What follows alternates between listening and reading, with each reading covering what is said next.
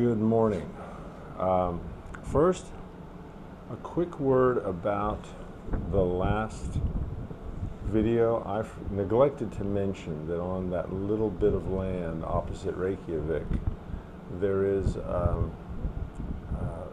the Peace Tower, which was erected. It's basically a light stage where a tower of light whenever it's dark. And of course, in this part of the world, during the winter, it stays dark a lot. There's a tower of light, and that's the Peace Tower. That was erected by Yoko Ono after John Lennon died. And so in my video, you won't see it filmed at night, but if you look online, i.e. Google it, you will find pictures of it and what it looks like when it's illuminated. This, though, what you see before you now, give me 1 second, is Greenland. I have been trying for years to get here. This is extraordinary. I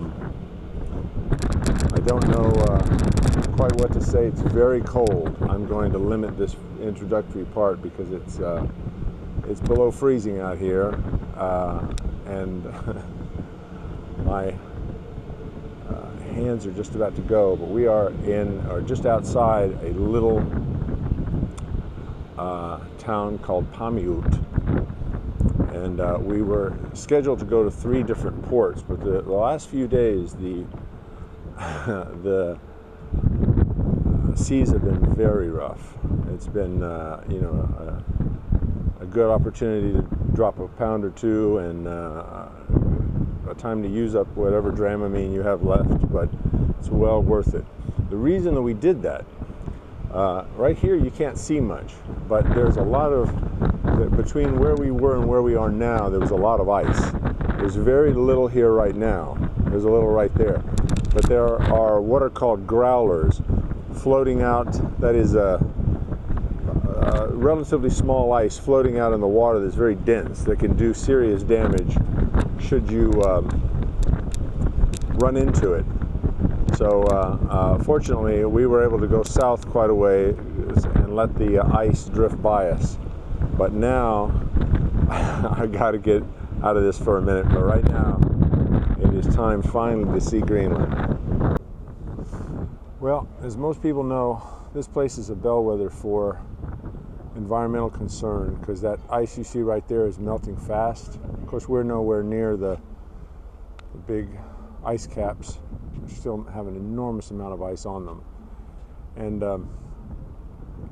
this place is called Greenland, though it's anything but, because of an attempt by Eric the Red centuries ago to get people to move from Iceland to Greenland. He'd been exiled from Iceland, and he thought, well, if I can get them to come out here and settle, I'm going to need some kind of name that's more enticing. And so it's definitely greener, as everyone says, over in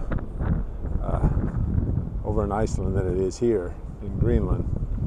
But it's stark and just gorgeous. This is a really impressive spot. Let's see if I can show you as much of it as I can today. Where we are is a remote spot on the southwestern side, and like I said, I'm headed into a town called Paamiut today. A bigger town next time, but it's the ice that's held up here is really everyone's concern, because it's not just sea level rise. The temperatures and the ability to reflect sunlight back out of the atmosphere to keep the temperature from soaring. This place is just really gorgeous, but again, it is cold, and I'm going to do it in brief little segments. All right, welcome to Paamiut. This is pretty small sparsely populated town in the southwest of Greenland. One of the things you notice in places like this is how important the basics are. I mean, everyone here is going to be devoted to either fishing, fuel for ships that do fishing. As you see some of those, what I'd call pleasure crafts, it's there are people who get pleasure out of life here. These colorful houses all around us.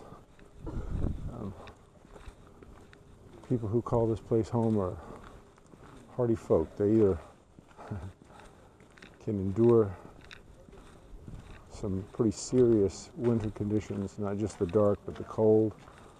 And there just aren't many folks. I mean, in the whole of Greenland, there are right now less than 60,000 people. Not just little towns like this, the whole of Greenland. So it's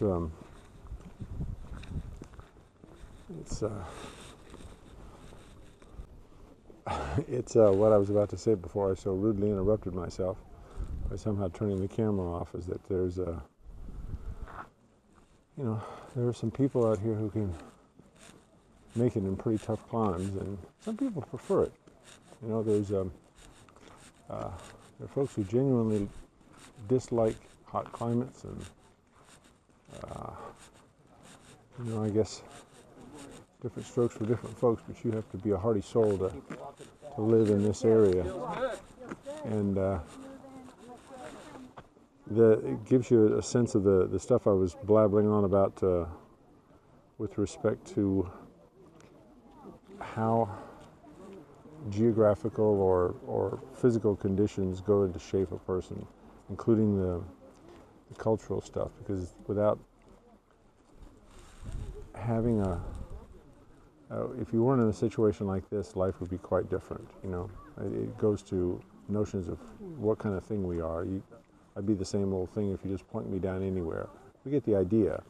But for people who grow up in cultures like this versus people who grow up on, say, the African savannah or any other place that's a little more accommodating in some ways, it's hard to think that you'd be the same person had you not grown up, or had you grown up in conditions like this.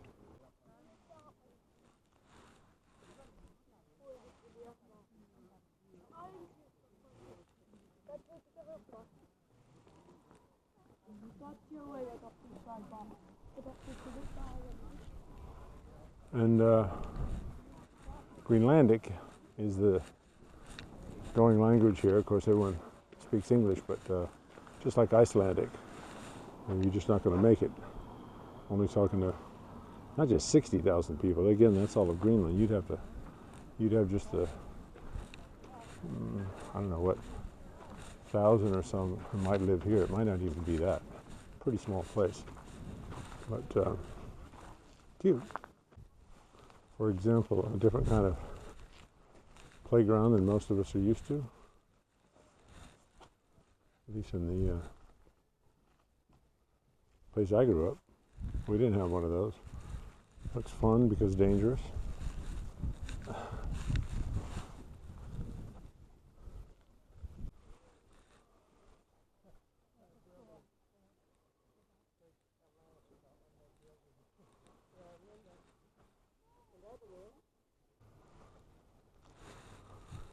Whale bones. Most people don't make much of whale bones where I come from.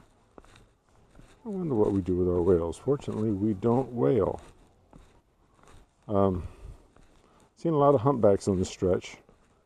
Maybe as many or more than I saw down south. I learned some things about migration. Whales, especially humpbacks, are in both the Pacific and the Atlantic, and they breed like around near the equator and then make their way up here, I guess for lots of fish. I have a local kid, adorable, and then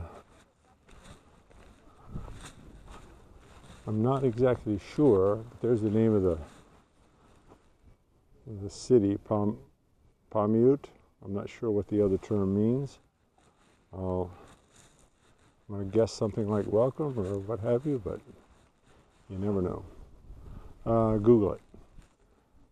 Quaint place, but I tell you, it would be tough. This will give you some sense of the accommodation. Here's a hotel. Now, it's not the only one. I'm sure there's a variety here, but basic, simple accommodations. You're out in the, well, not the middle of nowhere, but getting there. And right now it's late May, and I was speaking to some people who've been here once before, that is to southern Greenland, and they said there were a lot of ground flowers. That was in late August. Grocery store, right there, everything you need. Even recycling, very nice to see. You figure with this much space and this few people, that people just throw things away and not worry about it, but when you see the pristine coastlines, you realize why people don't do that. It's just, yeah, austere but beautiful.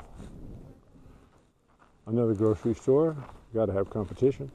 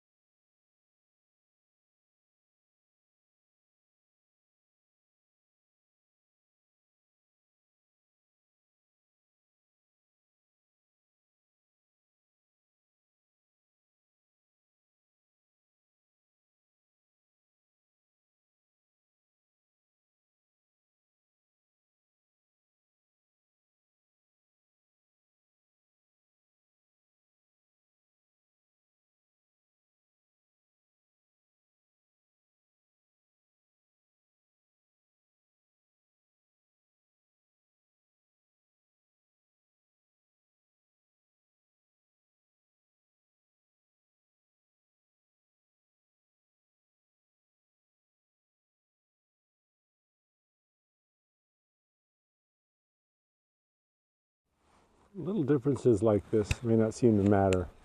You know, somebody likes one thing more than another, or thinks something's beautiful or ugly or what have you. But over time they add up. With cultural selection, of course, it goes faster. You know, something catches on, gets popular, proliferates.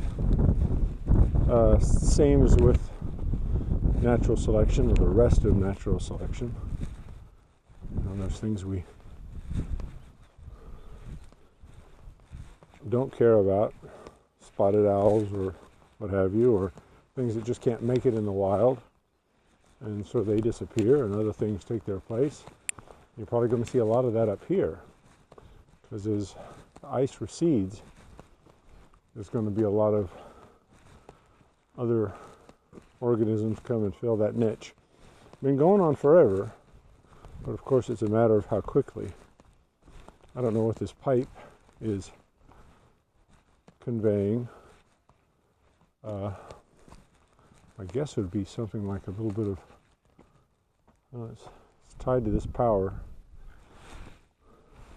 up here, so they may just be electrical wires or something, I don't know, encased so that they can deal with the elements. But it's you gotta want to live out here, because it's not going to happen by accident. At least it's not going to last by accident.